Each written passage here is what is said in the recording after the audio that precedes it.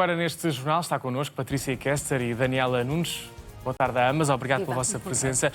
Se calhar começamos por aqui, por esta questão da Cisjordânia, que está a causar alguma tensão, nomeadamente aqui em Taibé, nesta localidade que é inteiramente cristã na Cisjordânia. Está cercada por colonatos, está a ser vítima de ataques.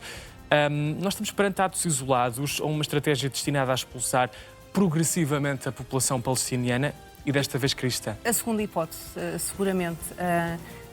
Não se trata de um impulso, quer dizer, enfim, teremos impulsos pelo meio, mas existe uma estratégia de expansão e uma estratégia, penso eu, acho que agora já ninguém duvida disso, não é? De facto, de afastar, de incentivar a população palestiniana a ir para outro lado, basicamente. E o que acontece é, como bem disse, e hoje apareceu no Telegraph, que assim, é um jornal nada amigo da causa palestiniana, e o Telegraph, uma das coisas que diz em grande manchete é que houve uma agressão, um ataque a uma aldeia, a única aldeia cristã na Cisjordânia. Portanto, isto a par do que já tem acontecido ao longo deste ano. Este ano já foram registadas, oficialmente documentadas, 2.500 agressões no âmbito da Cisjordânia, por colonos palestinianos, isso por um lado.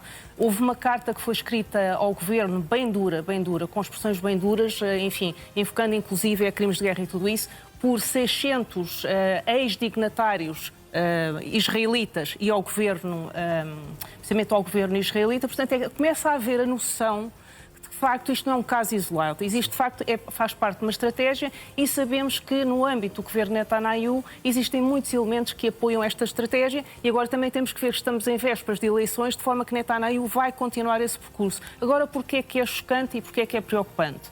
É chocante porque isto tem lugar uma semana depois do Ângelus do domingo passado, em que o Papa, um Papa americano, apelou à paz na Cisjordânia, disse que as agressões na Cisjordânia tinham que parar e disse que tinha que ser implementada, sem mais, a solução dos dois Estados. Uma semana depois temos isto. É coincidência? Não sei. Temos aqui muitas coincidências, de facto. Muitas coincidências.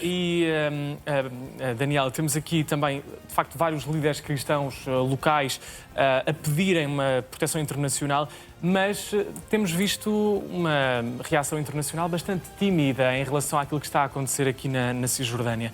Achas que líderes internacionais deveriam adotar uma posição mais firme em relação a isto que está aqui a acontecer, inclusive é o próprio Vaticano? Olá, Rodrigo. Boa tarde. Boa tarde, Patrícia, e também para quem nos vê e ouve. Olha, ainda bem que faz essa pergunta, porque eu e a Patrícia estávamos justamente em off a comentar o facto disto ser um tema pouco falado, ainda que um tema de extrema relevância no âmbito de todo o conflito no Médio Oriente. Taibé, eu acho que é um caso, portanto, sem desprimor nenhum pela importância da questão, como é óbvio, mas é um caso pequeno que ilustra, aliás, como a Patrícia estava a comentar, um problema que é muito maior que está a acontecer na Cisjordânia. Portanto, o que está aqui em causa não é só a segurança dos cristãos, apesar de também ser a segurança dos cristãos, o que está aqui em causa é uma estratégia prolongada no tempo, política, territorial, de expansão na Cisjordânia. Portanto, não há como encaixar esta questão como sendo uma questão que opõe judeus a muçulmanos, não é? Estamos a falar de um povo cristão.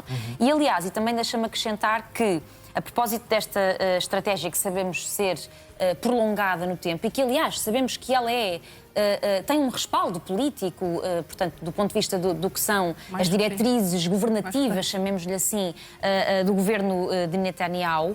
O Guardian, por exemplo, já que a Patrícia estava a mencionar o Telegraph, o Guardian, dados recentes deste jornal apontam para que os focos de violência e de expansão em zonas que, de acordo com os acordos de Oslo, deveriam ficar sob uma espécie de protetorado de uma futura governação palestiniana, estão de facto a ser alvo, enfim, de ataques cada vez mais expressivos, aliás, como nós estamos a ver em Taibé. Portanto, eu diria que isto não é uma questão da exposição dos muçulmanos às forças israelitas e à política israelita de expansão. Esta é uma questão enfim, eu diria mais pequena, está aqui muito circunscrita, há uma comunidade com cerca de 1.200 habitantes, mas que é muito ilustrativa e simbólica. Aliás, eu diria mesmo, Taibé está a tornar-se um símbolo de uma política que é pouco falada, pouco comentada e, sobretudo, do ponto de vista internacional, é pouco castrada. Eu acho que a palavra é mesmo esta. Faria falta castrar mais, já que... Parece que há medo em condenar ataques contra cristãos. É verdade, sim. Eu chamaria a isso uma espécie de tirania da minoria. É complicado. Quando quem está a ser alvo de um ataque é a maioria, é complicado fazer essa castração, não é? Porque neste caso nós estamos a falar de muçulmanos, estamos a falar, e como eu dizia, de uma comunidade muito pequenina em Taibé. Mas eu por acaso discordo, quer dizer, concordo e discordo, ou seja, concordo conceptualmente, mas acho que o facto de ter sido atacada uma comunidade cristã, por acaso é muito importante, porque põe o tema claramente em cima da mesa. Claro. E uma das coisas que o Papa disse a semana passada, também no Ângelus, foi que não podíamos esquecer, no meio de tantas guerras, no meio de tantos conflitos, não esquecêssemos a causa da Palestina. Portanto, é assim, e cá estamos nós a falar dela quando temos passado, enfim, todos estes dias a falar de Ceuta e do Irão e tudo isso. Voltamos a falar dela, não é? Claro. À conta precisamente desse incidente. Agora, a questão é, de facto, há aqui uma estratégia, não sejamos inocentes, não é? Enfim, não tenhamos ilusões. Há uma estratégia clara de tornar aquele território num território puramente israelita. Portanto, a questão é como é que se consegue, de facto, estabelecer a solução dos dois Estados. Existem várias soluções na mesa para isso, mas sabemos que em 1947 havia uma solução que estava prevista na resolução da Assembleia das Nações Unidas, que era a solução 108.2, que de facto propunha a divisão, a fragmentação dos dois Estados, não é?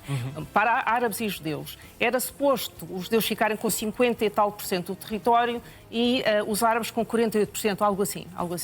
O que acontece foi que a comitiva judaica aceitou logo a partition, a divisão. Aceitou logo a divisão. E no ano seguinte, isto em 47, no ano seguinte, proclama o Estado de Israel e 11 minutos depois os Estados Unidos reconhecem o Estado de Israel. A comitiva árabe não aceitou o documento.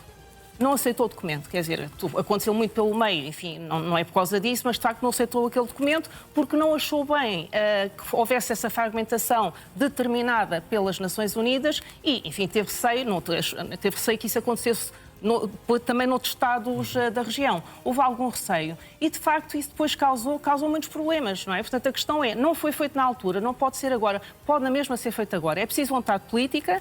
Há esquemas na mesa, possibilidades, alguns que advêm de Oslo, no sentido de conseguir fazer isso. Não é? Sabemos que existem, por exemplo, 700 mil colonos na Cisjordânia. Portanto, é assim, retirar 700 mil colonos da Cisjordânia, eu acho que é relativamente impraticável. A única solução possível, e digo isto porque, por exemplo, em 2005 foram retirados 85 mil colonos de Gaza e os 20 e tal colonatos que lá existiam também desapareceram. Portanto, é assim, havendo vontade política, as coisas acontecem. Agora, a questão é 700 mil. E temos lá, temos sítios com universidades e assim, quais cidades e tudo isso, é muito difícil. O que é mais viável é conseguir compensar os palestinianos com territórios adjacentes. Isso é mais viável, porque de facto, como disse a Daniela muito bem, e, aliás, eu fiz um programa com o Germano há uns meses sobre Gaza e ele disse, que nunca tinha ouvido esta expressão, ele disse de facto, a Cisjordânia parece um queijo suíço. Nunca ouvi uma expressão tão boa para descrever tudo isto. De forma que aquilo está feito, está minado de tal forma que é difícil garantir a unificação daquele território para os palestinianos. Está feito dessa forma, com estratégia. Retomando aqui a conversa, Daniela, amanhã mais de 30 países vão reunir-se em Kiev, é a coligação da boa vontade. O que é que pode sair em concreto deste encontro, para além da demonstração, obviamente, de apoio? Sim, vamos continuar. Olha, deixa-me só dizer em relação à questão da independência que hoje, mais do que nunca, a Ucrânia não está só a celebrar a independência conquistada em 1991. Hoje, para além disso, ela também está a celebrar a vontade de permanecer independente e livre, portanto, sem condicionamento por parte da Rússia, no caso, não é? E isso também estará certamente muito patente nesta reunião, pelo menos é assim que eu espero que seja, num momento em que a Europa também está a assumir progressivamente a sua própria responsabilidade em relação ao sustento do ponto de vista militar, tecnológico, do apoio à Ucrânia, ainda bem. Isso é um sinónimo de que Europa e Ucrânia, quer dizer, por razões naturalmente óbvias da parte da Ucrânia, reconhecem ou têm uma consciência muito clara em relação a uma ameaça que é comum, que é a Rússia. Isso é importante também para nós. E também é importante para Zelensky que, de facto, haja alguma coisa de palpável a sair desta reunião, nomeadamente em relação àquilo que está a acontecer com a França e com a Alemanha. Estão a ser desenvolvidas parcerias relativamente à defesa aérea. Nós sabemos que a defesa aérea tornou-se, digamos que o gargalo, se me permite a expressão, da capacidade ucraniana para resistir. Portanto, não basta que existam tropas, não basta que existam drones, e os sistemas Patriot, muito em particular, são sistemas por natureza escassos. Portanto, não é só uma questão de pouca vontade política ou nenhuma vontade política. Estamos a falar, de facto, do maior problema que a Ucrânia tem neste momento, é, de facto, essa falta de intercessores, aliás. Patrícia, o que é que pode sair amanhã desta reunião? Sim, o que tem absolutamente de sair é uma aposta, penso eu, em sede de produção, não é? Isso é aquilo que queremos ouvir, pelo menos, não é? A Europa tem perfeita noção de que o dinheiro não chega. A Europa, através do programa Rearm Europe, não é? Pôs de lado 800 milhões de euros, todos sabemos isso, não é? Para efeitos de, precisamente, de catalisação de todo esse processo. Só que percebeu que não basta comprar a aquisição não transforma algo que não existe em capacidade bélica disponível. De forma que agora o que se viu é que é preciso produzir. Também sabendo isso, também sabemos que o Kremlin começou a atacar fábricas que precisamente produzem armamento, tanto na Ucrânia como também na Europa, sob a forma de sabotagem. O que é especialmente inteligente, repare, se for sabotagem feita por criminosos, é difícil invocar o artigo 5 do Tratado do Atlântico Norte. Só agora para dizer que... Exatamente, só para terminar. O que é que podemos fazer rapidamente para ajudar Zelensky? Basicamente, é fazer o que fizemos em 2023, quando ele tinha falta de munições. A Europa pegou na altura em 500 milhões de euros e não comprou munições, mas incentivou as fábricas europeias a produzirem rapidamente, à velocidade da luz, munições. Correu bem. Podemos fazer isso com interceptores de drones. Temos a tecnologia, não precisamos licenciar a propriedade intelectual, podemos fazer isso rapidamente e no inverno ele já tem isso. É mais difícil que os mísseis balísticos e existem 3 hipóteses na mesa, mas não é impossível e se tínhamos começado no princípio da guerra já estavam a sair da linha de produção. Muito bem. Agradeço a presença de ambas esta tarde no Now. Boa tarde. Obrigada. Obrigado.